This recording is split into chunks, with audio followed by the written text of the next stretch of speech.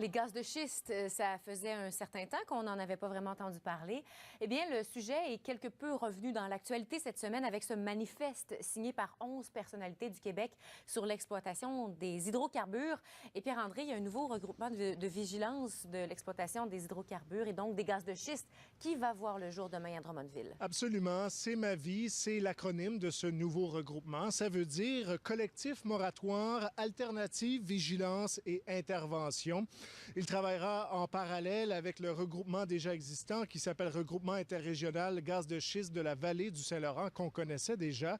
D'ailleurs, plusieurs citoyens seront membres des deux. Ça veut dire vraiment que les deux vont coexister. La différence entre les deux organismes, eh bien, c'est que C'est ma vie, le nouveau collectif, eh bien, axera vraiment ses actions sur l'obtention complète d'un moratoire concernant le gaz de schiste et fera la promotion également d'énergie verte. Parce que, Sophie, si on a l'impression qu'il y a un moratoire en place en ce moment parce qu'on entend moins parler des gaz de schiste, eh bien, c'est pas le cas. Il ne s'agit qu'un projet de loi. On peut écouter le porte-parole de C'est ma vie.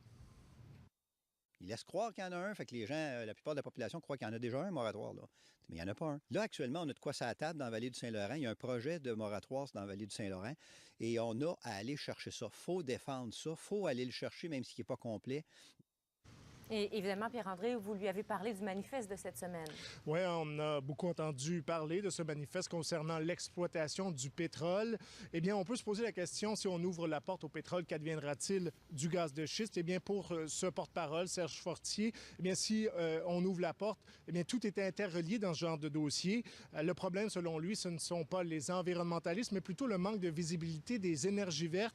Il faut en faire la promotion. On peut l'écouter à nouveau. On se doit de rester vigilant parce que tous ces dossiers-là sont interreliés. Et on sait d'ailleurs, d'après les études, que là où ils trouvent du pétrole, il y a du gaz, puis vice-versa aussi. Alors, ils peuvent très bien exploiter un comme l'autre. Quand ils vont creuser un puits, là, c'est bien de valeur, mais ils vont prendre ce qui va sortir de là.